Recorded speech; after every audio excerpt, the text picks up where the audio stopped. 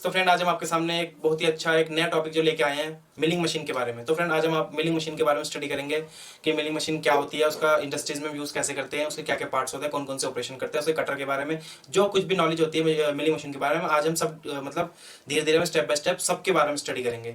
तो ठीक है फ्रेंड, तो चलिए अब हम स्टार्ट करते हैं। तो जैसे कि आपको मिलिंग मशीन का जो डायग्राम है काफ़ी सुंदर सा आपकी स्क्रीन पर दिख रहा होगा आपको। ठीक है, तो मैं पहले इसका इंट्रोडक्शन पढ़ता हूँ, उसके बाद आपको स्टेप बाय स्टेप जो इसके पार्ट से लेके हर चीज़ के बारे में आपको बताऊंगा। तो चलिए फ्रेंड स्टार्ट करते हैं। देखिए इंट्रोडक्शन।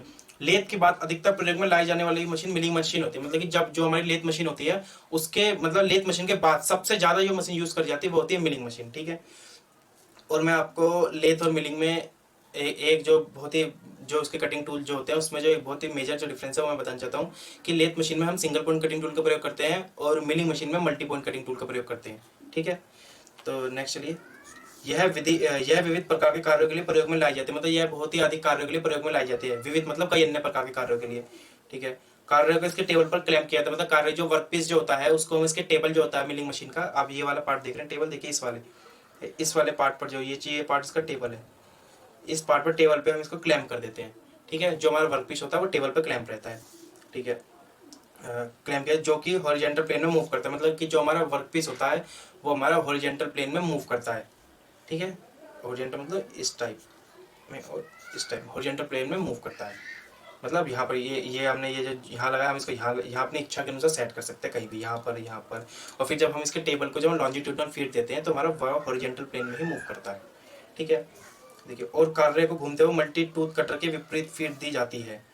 ठीक है, तो मतलब जो हमारा बोल रहा है कि जो हमारा मल्टी पॉइंट कटिंग टूल होता है उसको कार्य की जो फीड की दिशा होती है उसके विपरीत में ही हम जो कटर की जो फीड होती है, जो कटर की जो डायरेक्शन होती है उसको रखते हैं। अब जैसे सपोज दैट मैं आपको बताता हूँ, जैसे ये हमारा टेबल है। ठीक है, हमारा जो हमारा कटर इसके ऊपर लगा, ये हमारा कटर ऐसे घूम रहा है। ठीक है, क्लॉकवाइज डायरेक्शन में रोटेट कर रहा है। ठीक है, तो जो हमारी इसकी जो फीड होगी वो हमारी ऐसे होगी, तो फिर हमारा जो कॉम्बिनेशन बनेगा वो इस टाइप से कॉम्बिनेशन बनेगा, इस टाइप से। ठीक है, इस टाइप से। तो ये कहना चाह रहे हैं यहाँ पे विपरीत फीड जाती है। मतलब अगर आपका जो फीड है वो इस तरफ चल रही है तो कटर की जो रोटेशन होगी वो इस तरफ होगी। ठीक है,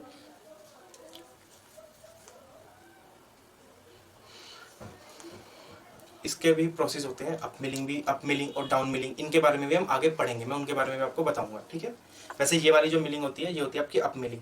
ठीक है, कि इसमें आपकी जो फीड होती है मतलब फीड की और कटर की डायरेक्शन जो होती है वो विपरीत होती है, ये होती है आपकी अप मिलिंग। ठीक है, डाउन मिलिंग में क्या होता है, आपकी कटर की जैसे आपको कटर ऐसे घूम रहा था फीड भी आपकी ऐसी होगी, मतलब उसका अगर आप डाउन मिलिंग में कॉम्बिनेशन ऐसे बनेगा इस टाइप से। ठीक है, तो ये भी दो मिलिंग होती है, ये दो मिलिंग करने की प्रक्रिया है, ये भी मैं आपको आगे बताऊंगा। ठीक है, मिलिंग एक विधि है जिसमें घूमते हुए मल्टीपल टूथ कटर के नीचे वर्कपीस को फीड करके मटेरियल को काटा जाता है।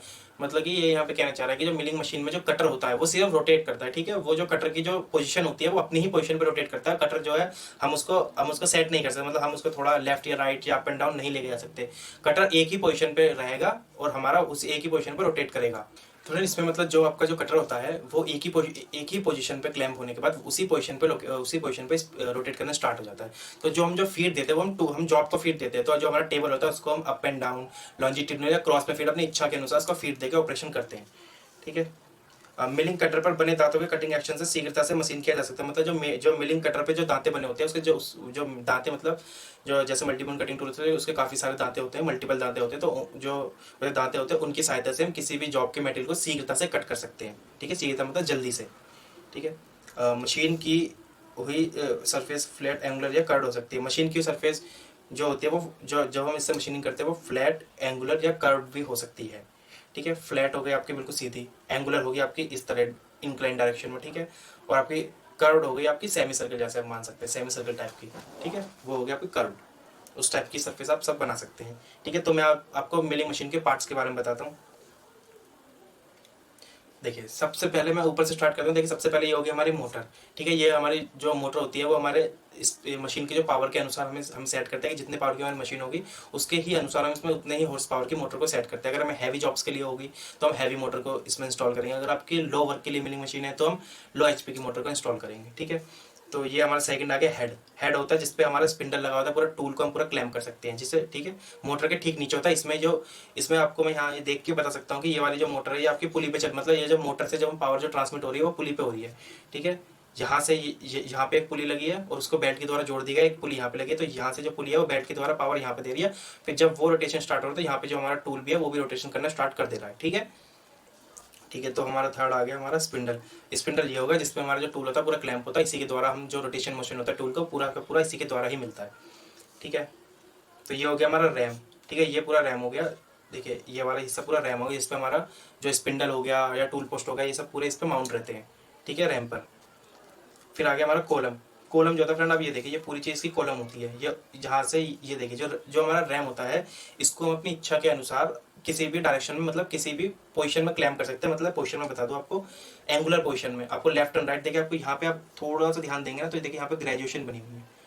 ठीक है, यहाँ पे ग्रेजुएशन बनी हुई, ग्रेजुएशन। तो इसको हम अपनी इच्छा के अनुसार जितने डिग्री में सेट करना था उसके अनुसार हम इसको लेफ्ट या राइट करके सेट कर लेते हैं रैम को। ठीक है, ये हो गया हमारा कॉलम हो गया। कॉलम में देखिए जैसे हमारा ये वाले जो स्लाइड्स लगी है इसमें हमारा टेबल जो होता है वो अप एंड डाउन स्लाइड करता है। ठीक है, अप एंड डाउन मूव करता है इसी के थ्रू। ठीक है, ये हमारा कॉलम हो गया। ठीक है, नेक्स्ट आते हैं हमारा टेबल। ये टेबल हो गया। टेबल वो है जिसपे हमारा जो टूल होता है वो क्लैंप होता है। और टेबल में इसकी 3 फीड होती है, एक होती है लॉन्जिट्यूडनल फीड, ठीक है, एक होती है क्रॉस फीड, एक होती है अप एंड डाउन फीड। ठीक है, तो देखिए ये वाला, ये देखिए यहाँ पे ये है हमारा लीवर। देखिए टेबल ट्रांसफर क्रैंक हैंडल, मतलब ट्रांसफर मतलब वही लॉन्जिट्यूडनल जो फीड दे रहा है। मतलब जैसे ये हमारा टेबल है तो इसमें ऐसे लेफ्ट हैंड साइड और राइट हैंड साइड, इसको हम लॉन्जिट्यूडनल फीड बोलते हैं। तो ये वाली जो फीड हमारी है उसके लिए ये हमारे पास लीवर है। ठीक है, ये हो गया हमारा क्रॉस फीड लीवर। देखिए ये वाली चीज़ क्रॉस फीड। ठीक है, ये वाला जो लीवर है हमारा cross feed lever. Cross feed मैं आपको बता दूं कैसी होगी। क्रॉस फीड मतलब जो टेबल है ना, वो जो हमारा जो ये टेबल है ये आपका इस डायरेक्शन में मूव करेगा। देखिए इस डायरेक्शन मतलब यहाँ से, जैसे टेबल यहाँ है तो यहाँ से ये इस डायरेक्शन में क्रॉस में जाएगा। एक तरीके से आपको बताया था जो टूल की जो जो मतलब जैसे जो स्पिंडल का जो एक्सिस होगा इसको क्रॉस करते हुए जाएगा। ठीक है, आप मान सकते हैं स्पिंडल की जो सेंटर लाइन अब यहाँ है तो इसको क्रॉस करते हुए जाएगा, तो मतलब क्रॉस में हो रहा है। ठीक है, ये हो गया हमारा नी। ठीक है, नी में पूरे वो लगे होते हैं, जैसा हमारा लेथ मशीन पे हमारा एप्रन होता है, एप्रन कैरेज होते हैं, वैसे ही हमारे यहाँ पे नी है। ये हमारे घुटनों के पास होता है, इसलिए हम इसको नी पार्ट बोलते हैं, नी। ठीक है, और ये हो गया वर्टिकल नी ट्रांसफर क्रैंक, मतलब वर्टिकल या अप एंड डाउन के लिए हमारा जो मूवमेंट होता है उसके लिए ये वाला लीवर है। देखिए ये वाला जो लीवर है ये अप एंड डाउन के लिए, इसको हम रोटेट करने में जो हमारी फीड है वो वर्टिकल अपवर्ड और वर्टिकल डाउनवर्ड के इसके डायरेक्शन में मूव करेगी, इसको हम रोटेट करेंगे। ठीक है, ये हो गया हमारा बेस। ठीक है, ये पूरा बेस है, इस पर पूरी मिलिंग मशीन सेटल रहती है, इसके ऊपर ही पूरी रहती है। ठीक है, टेबल पावर फीड मतलब अगर जब हमको टेबल को पावर फीड देनी होती है तो यहाँ पे बटन्स लगे होंगे, इसके द्वारा हम इसको प्रेस करके जो हमारी टेबल होती है इसको ऑटोमेटिक भी फीड देते हैं। ठीक है, ये वर्टिकल पोजीशन स्क्रू, मतलब जब हमें वर्टिकल में सेट करना होता है, देखिए ये वाला वर्टिकल पोजीशन सेट है इसको, मतलब जब हमको वर्टिकल में पोजीशन को जहाँ पे अपनी इच्छा सेट करने के बाद हम इसको ये इसके द्वारा ही हम इसको मूवमेंट ऑटोमेटिकली मूवमेंट कराते हैं, फिर हम इसको लॉक कर देते हैं। देखिए यहाँ पे एक इमरजेंसी स्टॉप का बटन भी है, तो इसके द्वारा हम इसको रोक भी सकते हैं कहीं पर भी। ठीक है, तो चलिए फ्रेंड मैंने आपको इसके मशीन के बारे में बताया, चलिए हम स्टेप बाय स्टेप इसके पार्ट्स के बारे में स्टडी करते हैं। ठीक है, जो सबसे पहला जो पार्ट आता है वो आता है हमारा बेस। तो फ्रेंड सबसे पहला जो पार्ट आता है वो बेस आता है। तो चलिए हम बेस के बारे में पढ़ते हैं। देखिए यह ग्रे कास्ट आयरन की कास्टिंग है, तो मतलब ये जो बेस होता है इसकी ये ग्रे कास्ट आयरन की कास्टिंग होता है। ग्रे कास्ट आयरन को कास्टिंग करके बनाया जाता है। ये कास्ट आयरन का इसलिए बनाया जाता है फ्रेंड क्योंकि जो कास्ट आयरन की कंप्रेसिव स्ट्रेंथ होती है वो बहुत ज़्यादा होती है, तो वो जो ज़्यादा भारी भारी जो पार्ट्स होता है उसको अपने अंदर की मतलब वो मतलब अपने अंदर कंप्रेस कर लेता है उनको, इतना आसानी से टूटता नहीं है, तो उसकी कंप्रेसिव स्ट्रेंथ ज़्यादा होती है। इसलिए हमारा जो बेस होता है वो कास्ट आयरन का बनाया जाता है, क्योंकि बेस के ऊपर ही सारे पार्ट्स से पूरी बिलिंग मशीन उसी पे आश्रित होती है। ठीक है, तो ये ग्रे कास्ट आयरन की कास्टिंग है, जिसके टॉप और बॉटम सरफेस परिशुद्धता में मशीन की होती है, मतलब जो बॉटम और टॉप जो सरफेस होती है उसको बड़ी ही परिशुद्धता में इसको मशीन किया जाता है। ठीक है, और मशीन के अन्य सभी पार्ट्स के लिए यह फाउंडेशन मेंबर की तरह कार्य करता है। मतलब जब हम मशीन को लगाते हैं तो जब हम फाउंडेशन बोल्ट की जब मशीन की फाउंडिंग करनी होती है पूरी, तो ये एक फाउंडेशन मेंबर की तरह हमारा वर्क करता है। इसी को हम क्लैम्प करके जो हमारा पूरा हम जो पूरी मिलिंग मशीन को जब हम लगाते हैं तो हम जो पूरी क्लैंपिंग करते हैं वो बेस के थ्रू ही करते हैं, बेस को ही क्लैम्प करते हैं, तभी हमारी मशीन जो पूरी मशीन होती है वो एक जगह खड़ी हो जाती है, एक जगह मतलब टाइटली पैक हो जाती है वो। फिर हम वहाँ पे उसको रख के फिर हमें पावर में अटैच करके वहाँ पे रख के उसको अपने प्रयोग में ला सकते हैं। तो जो पूरा बेस होता है वो पूरा हमारा फाउंडेशन मेंबर का कार्य करता है। ठीक है, तो फ्रेंड ये एक मिलिंग मशीन मैंने आपको दिखा रखी है, इसका एक फिगर। तो देखिए ये चीज़ है बेस, मेरा बस पूरा मकसद था आपको बेस दिखाना। देखिए ये पूरा जो बेस होता है ये एक मिलिंग मशीन का फाउंडेशन मेंबर होता है। ठीक है, ये बेस हो गया, ये ग्रे कास्ट आयरन से बनाया जाता है। ठीक है, तो नेक्स्ट पार्ट देखते हैं। नेक्स्ट आ गया फ्रेंड हमारा कॉलम। ठीक है, मैं कॉलम के बारे में बताता हूँ आपको। देखिए यह मुख्य सपोर्टिंग फ्रेम होता है, यह भी एक सपोर्टिंग फ्रेम होता है जो आपके ओवर आर्म, देखिए ये वाला जो है इसको और बेस के बीच में होता है, तो ये भी आपका जो ओवर आर्म होता है, ये रैम जो होता है या आर्म कह लो, रैम कह लीजिए, उसको सपोर्ट करता है। पूरे स्पिंडल ये सब देखिए आप, ये सब पूरे कॉलम में ही होते हैं। ये स्पिंडल देखिए, ये पूरा स्पिंडल आ रहा है यहाँ से आता है, ये पूरा कॉलम में ही आश्रित होता है, कॉलम के अंदर से ही पास होकर आता है, ठीक है। ये एक सपोर्टिंग फ्रेम है, सपोर्ट करता है, जिसे बेस के साथ लंब रूप में माउंट कर दिया जाता है। बेस जो होता है उसके साथ लंब रूप में माउंट करते हैं, लंब रूप मतलब 90 डिग्री परपेंडिकुलर। तो आप देख सकते हैं ये हमारा बेस है, तो आप ये चीज़ देख सकते हैं, इस बेस के लंब रूप मतलब 90 डिग्री परपेंडिकुलर, देखिए ये जो कॉलम है इसको माउंट कर रखा है, ठीक है। मतलब बेस के परपेंडिकुलर कॉलम जो होता है हमारा माउंट रहता है।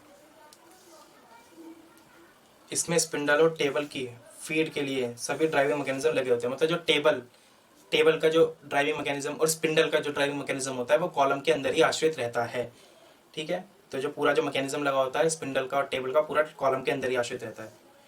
इसका सामने वाला वर्टिकल फेस परिशुद्धता में मशीन किया रहता है। मतलब सामने वाला वर्टिकल फेस मतलब ये वाला, इस वाले फेस की बात कर रहे हैं, सामने वाला वर्टिकल फेस ये वाला, ये परिशुद्धता में इसलिए किया जाता है फ्रेंड, क्योंकि जो टेबल के जो वर्टिकल अपवर्ड और वर्टिकल डाउनवर्ड जो टेबल मूवमेंट होता है उसके लिए स्लाइडिंग हमारी इसमें ही इसी को ही हम इस मशीनिंग करके बनाते हैं, इसकी जो स्लाइडिंग होती है, ठीक है।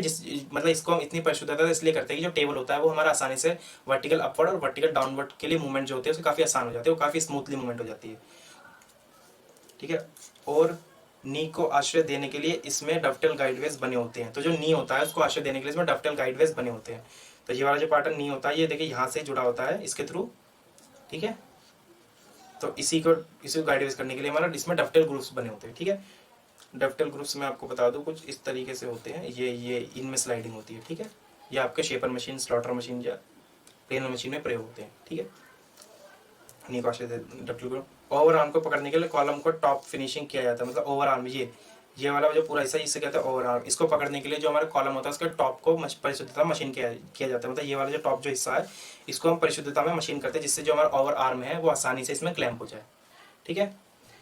तो कॉलम के बारे में पढ़ लिया फ्रेंड। तो आप देख सकते हैं एक मिलिंग मशीन है, मैंने आपको बता दिया कि कॉलम जो होता है सीधा याद रखिए बेस के परपेंडिकुलर सेट रहता है, ठीक है। उसके अंदर जो फीड के और स्पीड के मैकेनिज्म लगे होते हैं, और ओवर आर्म और टेबल को मतलब ओवर आर्म को पकड़ने के लिए उसका जो कॉलम का जो टॉप सरफेस होता है उसको हम परिशुद्धता में मशीन करते हैं। और टेबल को वर्टिकल अपवर्ड वर्टिकल डाउनवर्ड कराने के लिए भी हम जो इसका सामने का जो फेस होता है उसको परिशुद्धता में मशीन करते हैं, ठीक है।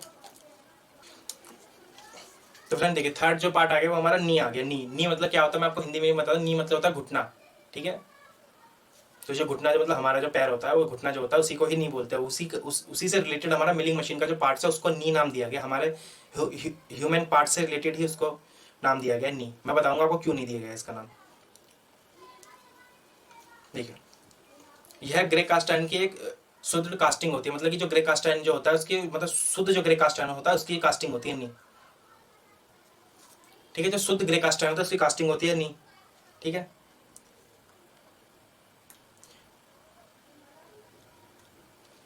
ठीक फ्रेंड, तो नेक्स्ट पार्ट आ गया नी। तो देखिए मैं नी के बारे में बताता हूँ आपको। यह ग्रे कास्ट आयरन की एक शुद्ध कास्टिंग होती है। मतलब यह जो होती है ये भी एक ग्रे कास्ट आयरन की कास्टिंग होती है, ठीक है। जो कि कॉलम के वर्टिकल फेज और अपवर्ड और डाउनवर्ड स्लाइड करती है, ठीक है। मतलब क्या बोलना चाह रहा है कि जो कॉलम होता है, कॉलम कौन सा हो गया आपका ये वाला पार्ट, ठीक है। ये पार्ट हो गया आपका कॉलम। कॉलम के अपवर्ड और डाउनवर्ड मूव करती है, डाउनवर्ड स्लाइड करती है, ठीक है। मूव स्लाइड कुछ भी कह लो, अपवर्ड डाउनवर्ड मतलब देखिए ये गई अपवर्ड और ये आई डाउनवर्ड।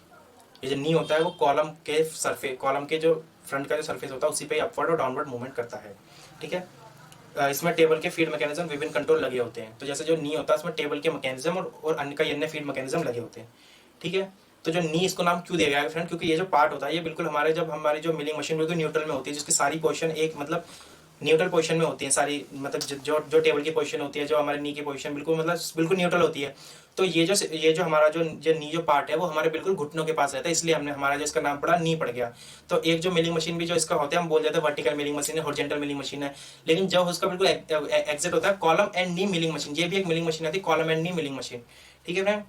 तो इसका जो नी नाम पड़ा वो हमारे जो ह्यूमन बॉडी का जो पार्ट है नी जो घुटना उसी के आधार पर पड़ा, क्योंकि जब ये न्यूट्रल पोजीशन में रहता है तो इसका तो जो हमारा घुटना और इसकी जो पोजीशन होती है वो बिल्कुल सेम टू सेम होती है, मतलब उसी पोजीशन पर रहता है, इसलिए इसका नाम जो होता है वो नी पड़ा है, ठीक है फ्रेंड। तो चलते हैं नेक्स्ट।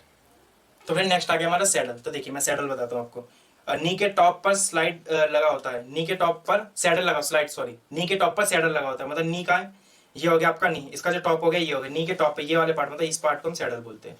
देखिए यहाँ पे डायग्राम में भी शो हो रहा है, इस वाले जो नी के जो ऊपर टॉप में जो सरफेस होती है उसको हम सैडल बोलते हैं, ठीक है, नी के टॉप पर सैडल होता है, ठीक है, जो कि कॉलम के बिल्कुल 90 डिग्री पर सेट किया हुआ होता है, ठीक है, मतलब जो कॉलम होता है उसके 90 डिग्री पर सेट किया होता है। तो देखिए ये चीज़ आपकी कॉलम हो गई, ठीक है, इसके 90 डिग्री देखिए ये वाला आपको थोड़ा सा पार्ट दिख रहा होगा, देखिए ये वाला जो मैंने अभी रेड किया, ये वाला, ये भी ये सैडल है, ठीक है। तो ये देखिए ये भी, ये आपका नी हो गया, ये आपका सॉरी, ये आपका कॉलम हो गया, कॉलम के बिल्कुल 90 डिग्री पे सेट है, तो ये सैडल हो गया, ठीक है, कॉलम के 90 डिग्री पे सेट रहता है, ठीक है, गाइड वेज पर स्लाइड करता है, जो 90 डिग्री का जो सैडल रहता है उस पर ये स्लाइड करता है, ठीक है। और टेबल के लिए गाइडवेज उपलब्ध कराने के लिए सैडल के टॉप को परिशुद्धता में मशीन किया जाता है, मतलब जो टेबल का जो गाइडवेज होता है, जो टेबल होता है वो सैडल के जो गाइडवेज में मूव करता है, तो इसलिए जो सैडल के जो गाइडवेज होते हैं उनको अच्छी तरह मशीनिंग करते हैं, अच्छी तरह परिशुद्धता में मशीन करते हैं, जो कि हमारा टेबल का, जब हमारा टेबल होता है वो जब हमारा उसमें स्लाइड करे तो उसको जो टेबल के स्लाइड में कोई दिक्कत ना आए, कोई भी त्रुटि ना रह जाए, इसलिए हम उसको काफी परिशुद्धता में मशीन करते हैं, ठीक है। जो सैडल होता है वो भी हमारा काफी इंपॉर्टेंट पार्ट होता है मिलिंग मशीन का, ठीक है, सैडल हमारा लेथ मशीन में भी होता है, ठीक है। तो आप ये चीज़ देख सकते हैं, ये मैंने बता दिया सैडल। देखिए ये वाला पार्ट जो मैं आपको एक बार फिर से बता देता हूँ, देखिए ये देखिए ये वाली चीज़ देखिए, ये देखिए इसी के गाइड वेज में जो टेबल होता है हमारा वो स्लाइड करता है, ठीक है, यही पार्ट होता है सैडल, देखिए यहाँ पे दे रखा है सैडल, ठीक है, और ये कॉलम के 90 डिग्री के गाइड वेज पर स्लाइड करता है, ठीक है। तो चलिए फ्रेंड नेक्स्ट आ गया हमारा टेबल। टेबल सबसे इंपॉर्टेंट पार्ट होता है टेबल, अगर हमारा टेबल ही नहीं होगा तो हम कुछ ऑपरेशन ही नहीं कर पाएंगे मिलिंग मशीन पे, तो सबसे इंपॉर्टेंट पार्ट होता है हमारा टेबल। देखिए सैडल के वेज पर टेबल सहारा लेता है, जो सैडल का वेज होता है, जो गाइड वेज होते हैं उस पर ही सहारा लेता है टेबल, ठीक है, और लंबाई में चलता है, मतलब ये लंबाई होगी, इसमें मूव करता है, लंबाई मतलब एक तरीके में आपको होता है, लंबाई मतलब जो सैडल की जो गाइड वेज की लंबाई होती है उसी में ही मूव करता है ये, ठीक है। टेबल के टॉप को परिशुद्धता में फिनिश किया जाता है, मतलब टेबल का जो टॉप होता है, टॉप मतलब ये वाला हिस्सा, ये वाला हिस्सा, इसको काफी परिशुद्धता में मशीन किया होता है, ठीक है। और इस पर कार्य व अन्य फिक्चर को क्लैम करके टी स्लॉट बना, मतलब इसे कार्य या अन्य फिक्चर्स को क्लैम करने के लिए इस पर टी स्लॉट बनाए जाते हैं। तो अब मैं आपको दिखाता हूँ, देखिए ये देखिए आपको यहाँ से दिख रहे होंगे, देखिए ये इसमें ये इस तरीके के थोड़े स्लॉट्स होते हैं, ये इस तरीके के, तो ये होते हैं आपके टी स्लॉट्स। तो जो मिलिंग मशीन के जो टेबल होता है फ्रेंड उसमें आपके टी स्लॉट्स बने होते हैं, ठीक है। ये क्वेश्चन एग्जाम में आ सकता है, तो आया भी एक दो बार एग्जाम में कि जो मिलिंग मशीन के जो टेबल होता है उसमें कौन से स्लॉट्स बने होते हैं, तो उसका सिंपल आंसर होता है टी स्लॉट्स बने होते हैं, ठीक है। तो इसमें टी बोल्ट को क्लैम करके, मतलब हम टी बोल्ट की सहायता से जॉब को या भी अन्य फिक्चर्स को क्लैम कर सकते हैं, ठीक है। तो आप देख सकते हैं आपकी स्क्रीन पर टेबल है, तो देखिए उसके ऊपर हमने 2 क्लैंप लगा रखे हैं, देखिए, और ये वाले जो बोल्ट है ये टी बोल्ट है, इसी की सहायता से हम इसमें जो हमारा कोई भी फिक्चर या फिर हम सीधे ही जॉब को भी इसमें हम क्लैम कर सकते हैं, ठीक है। तो फ्रेंड आप इसका ये देख सकते हैं स्क्रीन पर पूरा ही इसका फिगर बना हुआ है। तो टेबल तो खैर सिंपल ही है, बट ये काफ़ी इंपॉर्टेंट जो पार्ट है मिलिंग मशीन का, काफ़ी इंपॉर्टेंट पार्ट है टेबल, ठीक है फ्रेंड। तो आप समझ गए होंगे। तो फ्रेंड आज मैंने आपको मिलिंग मशीन के कुछ पार्ट्स के बारे में बताया जो कि काफ़ी इंपॉर्टेंट है आप सबके लिए, हम सब के लिए काफ़ी इंपॉर्टेंट पार्ट्स हैं सब मिलिंग मशीन के लिए। काफ़ी बार उन टॉपिक से क्वेश्चन बार एग्जाम से पूछे जाते हैं, और बच्चे काफ़ी बार मतलब 1-2 क्वेश्चन अपनी छोटी छोटी मिस्टेक के कारण सिलेक्शन नहीं ले पाते फ्रेंड। तो हम उन्हीं डाउट्स को क्लियर करने के लिए आज आपके पास आए हैं फ्रेंड। तो मैं आपसे आशा करता हूँ अगर आपको इनसे रिलेटेड कुछ भी डाउट हो तो आप हमसे जरूर कॉन्टैक्ट करिए, और इसके मिलिंग और जो इसके हम जो क्वेश्चन हैं, जो एमसीक्यू क्वेश्चन है और जो पीडीएफ सेक्शन में एमसीक्यू क्वेश्चन भी मैं आपको एमसीक्यू सेक्शन प्रोवाइड करवा दूंगा, इससे रिलेटेड जितने भी इंपॉर्टेंट क्वेश्चन होंगे, और इससे रिलेटेड पीडीएफ जो हमारे नोट्स भी हैं वो भी मैं आपको पीडीएफ सेक्शन में प्रोवाइड करवा दूंगा, जहां से आप उसको डाउनलोड करके और प्रिंट आउट भी निकाल सकते हैं, ठीक है फ्रेंड। तो तब तक के लिए अपना ख्याल रखिए, थैंक यू, मिलते हैं नेक्स्ट वीडियो में।